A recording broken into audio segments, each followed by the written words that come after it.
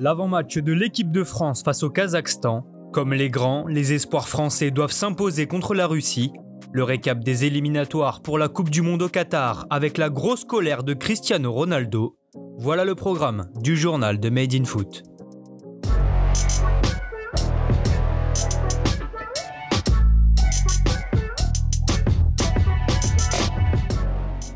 L'équipe de France n'a plus le droit à l'erreur.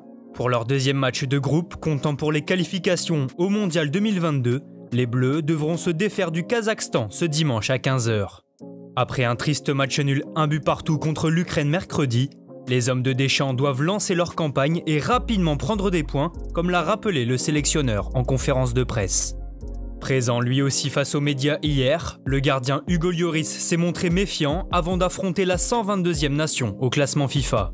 Face à une équipe décrite comme solide et accrocheuse, les Français redoutent également de jouer sur un terrain synthétique. Cet après-midi, la composition d'équipe devrait grandement changer par rapport à mercredi. La défense à 3 pourrait faire son retour avec Varane, Zouma et l'anglais titulaire. Remplaçant lors du dernier match, Ousmane Dembélé et Anthony Martial devront animer le front de l'attaque. Eux aussi ont une obligation de résultat. Les espoirs français abordent leur deuxième rencontre de la phase de poule à l'Euro ce soir face à la Russie. Décevante et battue 1-0 jeudi par le Danemark, l'équipe de Sylvain Ripoll est déjà dos au mur puisqu'un autre résultat que la victoire compromettrait grandement sa chance de qualification. Annoncés parmi les favoris, les Bleuets devront avant tout trouver comment jouer ensemble, car si le talent est présent à chaque ligne avec des joueurs comme Koundé, Kamavinga ou Gouiri, l'animation laisse-t-elle à désirer.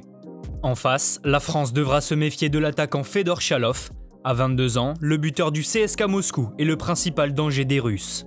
Pour preuve, il a inscrit un but et délivré 2 passes décisives lors de la victoire 4-1 face à l'Islande lors du premier match. Le coup d'envoi de la rencontre aura lieu à 21h. 10 matchs étaient au programme hier soir en Europe pour les qualifications au Mondial 2022, dont un choc entre la Serbie et le Portugal. À l'extérieur, la Seleção a très bien débuté hier soir en menant 2-0 à la pause grâce à un doublé de la tête de Diogo Jota.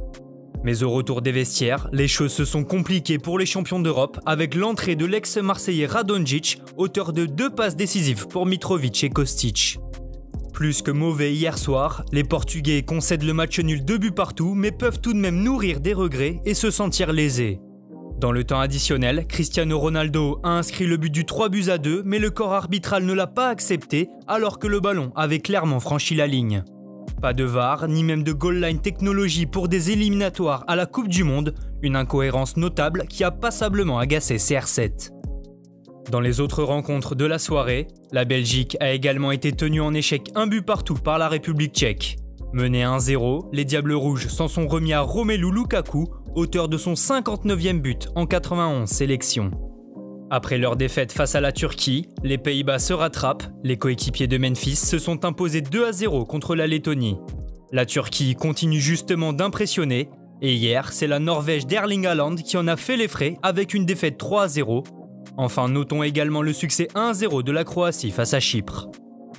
Merci à tous de nous avoir suivis, n'hésitez pas à vous abonner, liker et partager, on se retrouve très bientôt pour un nouveau journal.